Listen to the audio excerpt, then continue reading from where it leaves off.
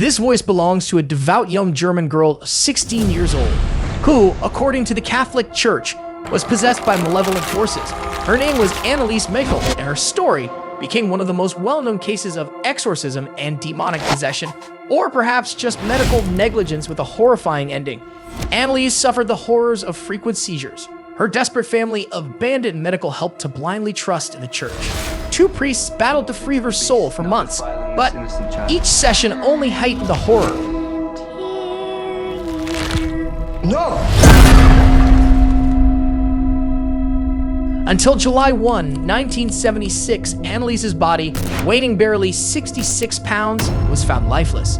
The cause: extreme malnutrition and dehydration. Was she truly a victim of demonic forces, or was she condemned by being denied treatment? This is the true story of Annelise Michel. We went to Leibelfing, Bavaria, West Germany, where in 1952 a girl was born named Anne Elisabeth Michel by her parents. Later on, she became known as Annelise. She was a healthy and calm girl who dreamed of becoming a teacher to make the world a better place. She grew up in a very religious family, deeply Catholic. At home, her parents taught her that faith meant enduring pain and being obedient. Annelise was a really good kid and always tried to make her mother happy. So, she even slept on the bare floor for a while, thinking it would help the drug addicts of the area. Things started changing in 1968 when Annelise turned 16. She began having terrible seizures where she shook uncontrollably and twisted into strange positions. It was all new and scary for her family. Her parents decided to get her medical help and took her to the Würzburg Psychiatric Clinic. There, doctors said she had epilepsy. She stayed there for a while, but the treatment didn't make her feel any better. Instead, she got really sad because she couldn't understand what was happening to her and had to stop going to university, where she was studying to be a teacher. When she came back home, things got worse. She couldn't stand anything religious like rosaries or crucifixes. She'd break them in seconds. She started seeing and hearing things that weren't there, telling her to her herself. Eating and drinking became hard for her too. Sometimes she'd scream for days without stopping, and she even did strange things like drinking her own pee or eating bugs. Once, she even bit the head off a dead bird. In 1970, after 2 years of suffering with no relief from medications, Annelise starts to think she might be possessed. Her visions get stronger, the seizures keep happening, and she tells the doctors about it. Her family, desperate for answers, asked the church for help, thinking maybe she was possessed by a demon. But they said no to an exorcism and suggested she stick with her medicine instead. So, Annelise kept taking her medicine. The doctors gave her a drug called repercussions, usually used for people with schizophrenia, but it made her seizures worse instead of better. So, for another 3 awful years, people around her start to think the young girl is really possessed. She refuses to go near Christian pictures, doesn't want to drink holy water, and even starts smelling bad. Her parents asked the church for help 2 more times until, in 1975, the Bishop of Würzburg finally agrees to do an exorcism on Anne. He sends Father Arnold Renz and Pastor Ernst Alt to perform the ritual, which goes back to the 16th century. They start having 2 sessions a week, each lasting up to 4 hours, and it goes on for 9 months. During these sessions, they say they find 6 demons in her body, including Lucifer, Judas Iscariot, Nero, Cain, and even Adolf Hitler. More than 40 audio tapes were recorded during the exorcisms, which happened a total of 67 times. But the girl didn't get any better. During the sessions, Anne would become incredibly strong, needing 3 men to hold her down or chaining her to a wall.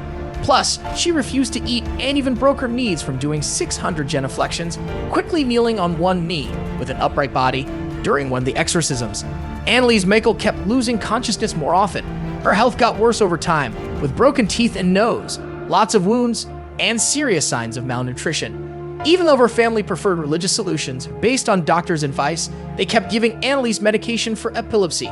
So, in November 1973, Annelise starts taking Tegretol.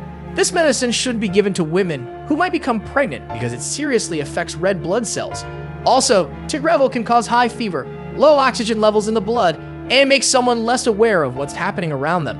Annelise took this medicine every day, even in the days before her death. In her last days, Annelise tells her family she had visions where the Virgin Mary gave her a message.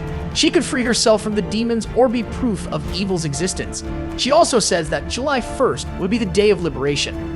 The last exorcism was on June 30, 1976. At that point, Annelise was in a really bad state. She had pneumonia, was malnourished, dehydrated, and really scared. She was so weak that she couldn't handle the exorcism, and she passed away at home on July 1. Soon after, the prosecutor's office starts looking into what happened. The two exorcists and Annelise's parents were accused of manslaughter due to negligence. The trial, starting on March 30, 1984, became a big media spectacle. The autopsy revealed that the girl died from malnutrition, and medical experts testified that if she had been force-fed a few days before her death, she might have survived. To defend themselves, the exorcists tried to prove the presence of demons by sharing the tapes they had recorded during the events.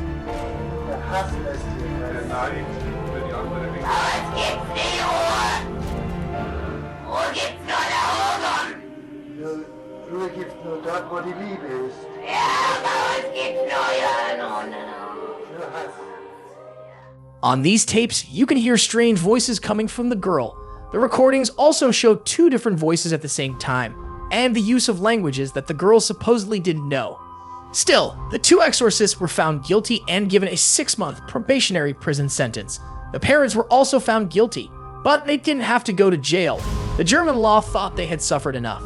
I know we did the right thing because I saw the wounds of Christ on her hands, her mother said 40 years later. Heard whose joints, did the exercises, went to the clinic. She had stigmata, and that was God's sign that we should exorcise the demons. She died to save other lost souls, to atone for their sins, she added. After this case, priests tried to update the exorcism method, which was from 1614. A group of theologians and priests formed a committee to review these practices and asked for changes from the Vatican in 1984. The Vatican did make some changes in 1999, the first in 3 centuries. One big change was that exorcists had to have medical knowledge. However, most of the suggestions from German bishops were ignored. Annelise Michel's case is still one of the scariest and most unsettling in modern history. Whether you believe in demonic possession or not, you can't deny the horror and suffering she went through. Her story inspired the famous movie The Exorcism of Emily Rose. If you're up for more chilling stories, don't miss my next one. Subscribe to the channel by clicking the red button below and hit the bell, so you won't miss a thing. See you in the next terrifying tale.